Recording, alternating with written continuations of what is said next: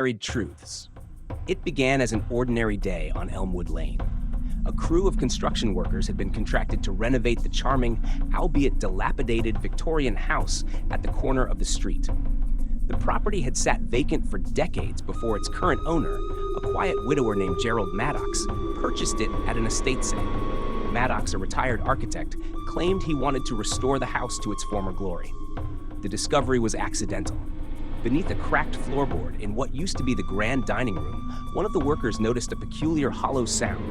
Intrigued, they pried the floorboards away, revealing a rusted iron ring embedded in a hidden trapdoor. What lay beneath would send shockwaves through the sleepy town. The trapdoor led to a basement that wasn't on the house's original blueprints.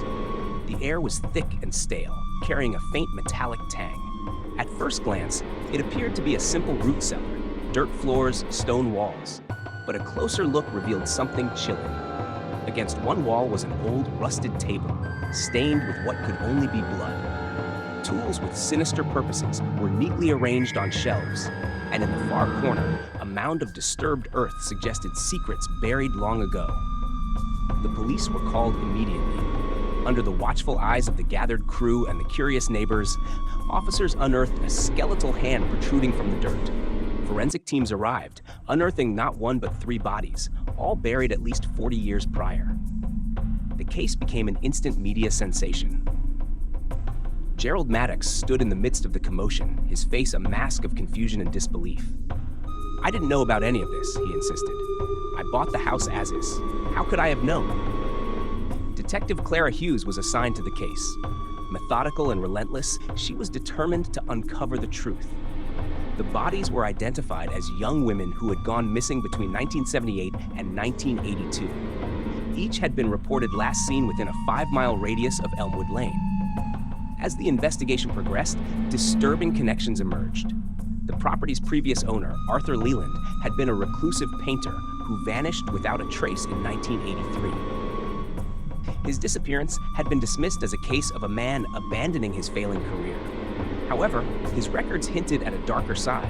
Police found a series of sketches resembling the victims, each eerily detailed and dated shortly before their disappearances. Then came the twist. Hidden within a sealed drawer in the basement, investigators found a journal.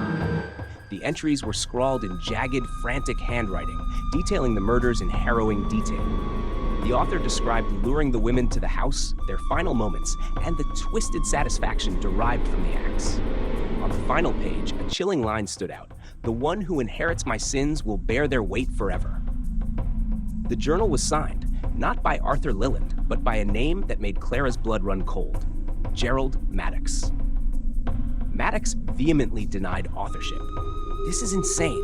I wasn't even here when these crimes happened. I didn't buy this house until 2 years ago."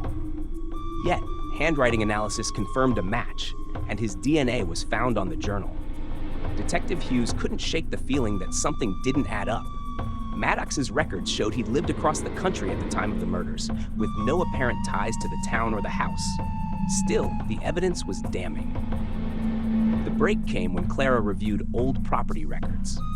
She discovered that Gerald Maddox wasn't the man's real name. His birth name was Thomas Leland, Arthur Leland's nephew. Maddox had been estranged from his family for years, but when Arthur disappeared, Thomas inherited the estate and took on a new identity, distancing himself from the Leland legacy.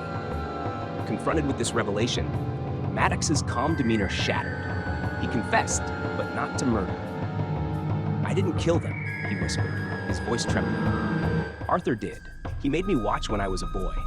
He said it was my initiation. After he disappeared, I tried to bury the past. Literally. I thought no one would ever find out." The journal, it turned out, was Arthur's twisted way of ensuring his crimes would haunt his nephew forever. In the end, Gerald Maddox was cleared of the murders, but his life was irrevocably changed. The community's whispers never ceased, and Maddox eventually left town, his name etched in infamy alongside his uncle's. The Victorian house was demolished, its secrets taken with it. Yet the story of the house on Elmwood Lane became a legend, a chilling reminder that some truths once unearthed can never be buried again.